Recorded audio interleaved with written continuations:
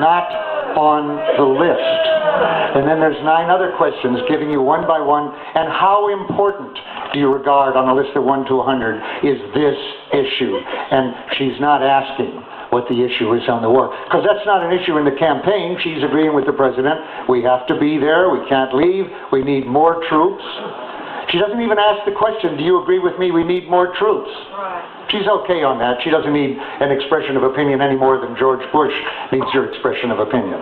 That means to say, for one thing, it's not enough to be a woman, and I've already said it's not enough to be a Democrat. You might think that it was enough to be a woman, or at least necessary, when you think about Rosa Parks and Barbara Lee and Cindy Sheehan. Where is Cindy? Where is Cindy? I've got a light in my eyes here, I can't see it. To your left! Okay, to my left, right, good.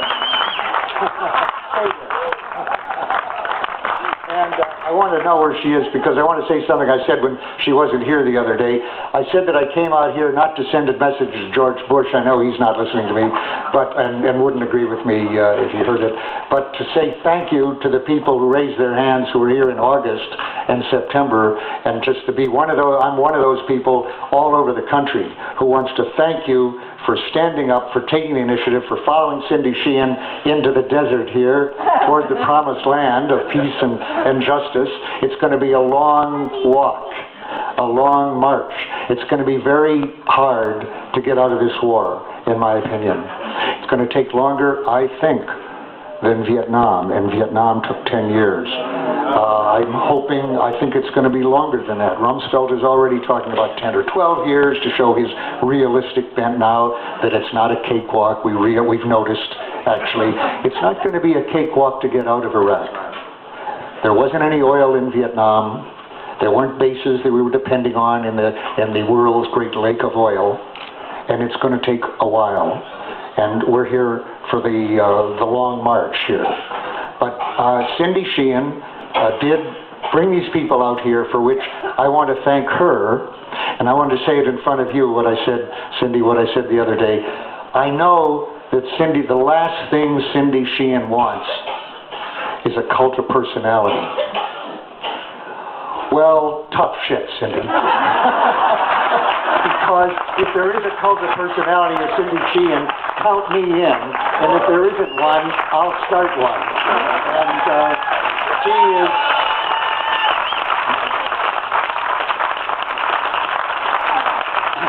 she is the leader we needed. She is the leader this country needed. And I know she's in it for the long haul, and she's younger than I am, and so she's going to be at it for a long time. And the truth is, I was very personally inspired, and I even had the chance to meet Rosa Parks. May have mentioned that the other day. And the truth is, the analogy is very close. And it's not just because they're both women. The fact is, when we saw that stone the other day, without Rosa Parks, no Martin Luther King. He rose to the challenge that she posed, as did a lot of other men and women. And it was necessary. And when I saw that stone the other day of Sheehan's stand, and I was thinking, you know, that triangle that everybody points out to me every time we drive by it, and I guess I got arrested on the side of it the other day. There'll be a memorial on that triangle someday, or in that ditch. And this hallowed ground, basically, and that's going to be like the bridge at Selma, or Montgomery, or going back, the bridge at Concord, which I visited. That spot. That's a spot of ground where history was changed for the right course. There are people who say now that we're there, it was unjust and so forth, that they've recognized that we were lied into a war for which there was no legitimate reason, there was no UN sanction, there was no attack on us. It was aggression in a way that was not clear of any of our other wars since the Mexican War. It wasn't clear in Korea, where I was deferred, but then I signed up because other people had gone in my place. We were opposing aggression there. We were, whatever you think of the Gulf War, for example, the prudence of it, or how it was conducted, and it was conducted in part as Hadi was mentioning, by unjust means of bombing, followed by sanctions, but it was opposing aggression. We weren't the aggressors there. We haven't, we're not, and even Vietnam, you had to really study the history. It was not until 1969, 5 years after I watched Lyndon Johnson, I worked for Lyndon Johnson, fly us into the war. It was 5 years later that I read enough of the top secret history to recognize that the war I'd been in was not, which I knew was unwinnable and was indefinitely prolonged, bloody stalemate. Everybody who'd been there knew that by then.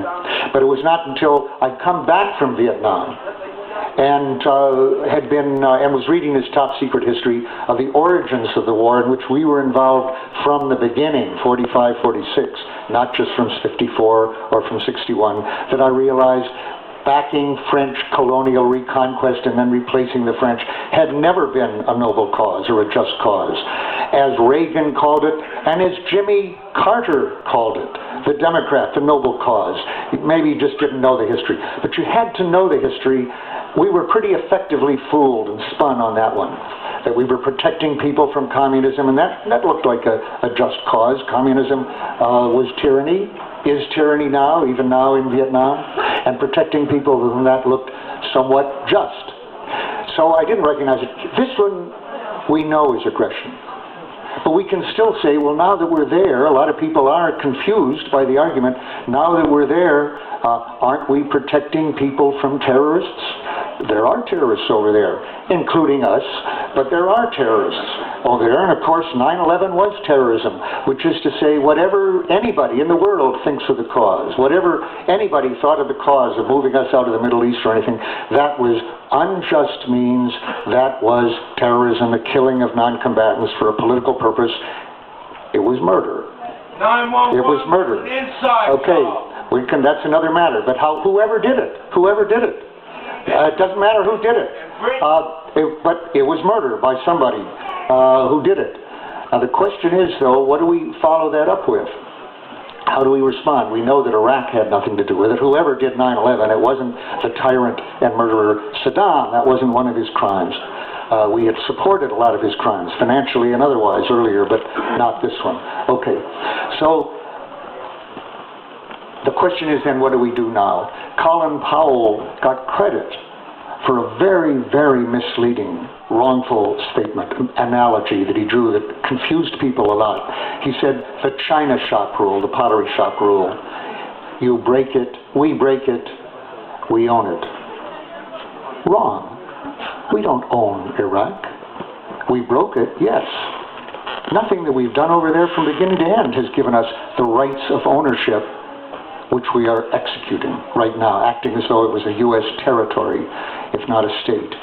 That was terribly wrong. Now, what about, okay, now we're there. We don't own it. Shouldn't we fix it? Well, Cindy, when I was talking, and maybe I'm taking away one of your lines, but I'll be quoting you from now on. I was telling my wife this morning on this line, it's really good. She said, it's hard to clean up the China shop with the bull still in it. Very, very good. And I asked her, did you get that from somebody or did you think that up? And she said that's hers. It's really very, very profound. And if I may add an amendment to it, and the bull is not the one to do the cleanup either, actually. Our suitability for fixing up a neighborhood in the Middle East is sort of a combination of Katrina and FEMA. We devastate the place, then the wreckage is followed by toxic sludge and by cronyism, corruption, and incompetence. So don't turn to the U.S. We've given our demonstration on that as to what the people of Iraq need, even if, and Hadi is quite right to say it's absurd to think that our president of this administration cares about the children of Iraq, but even if they did, would you hire this team to take care of them? No, I think not. So that does take me back, though, to one turning point for me, and I want to pass it on here because it's very relevant now. There came a time when in 1969, as I say, I was in the Pentagon in 54, in 64, in 65, I went over to Vietnam. I came back feeling that this war should end. We should be out of there. It was hopeless. It was a stalemate. And surely all these Democrats who are talking about, let's wind down, let's get out in a year and a half, that's Feingold, that's the best of them, till Murtha, 6 months. 6 months is much better than 7 months, still, long time. Year and a half under Feingold, very long. Then the others, years, several years, will start to get out next year, and so forth, because we got to help and we got to save face and all. Well, that was kind of the mood I was in 67 and 68, and I lobbied and I did various things inside, and I wrote memos to say we should be moving out, not in. Gracefully, save face, we have other objectives here, we can't just cut and run. That wasn't the phrase in my mind, but I would have accepted that idea. There's good ways to get out and bad ways to get out, and let's not be precipitate about this. I wasn't exactly saying that, but that was in my mind. Then I read this history in the summer of '69, which made it clear to me that we had never had a legitimate cause there. But now the question was, what about now that we're there? Aren't we protecting people from terrorists?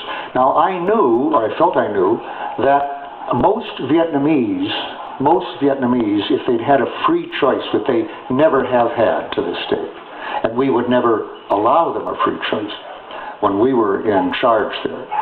But if they had, it was my best impression at the embassy that most of them would not have chosen communists as in a free election to govern them. They all respected the communists as patriots and nationalists and as the leaders of the resistance against the French and thence against us. Tremendous respect in that respect. But there were Buddhist leaders, there were sect leaders, Catholics had their leaders and so forth. And most of them didn't want communists. And that gave me and other State Department officials like me the sense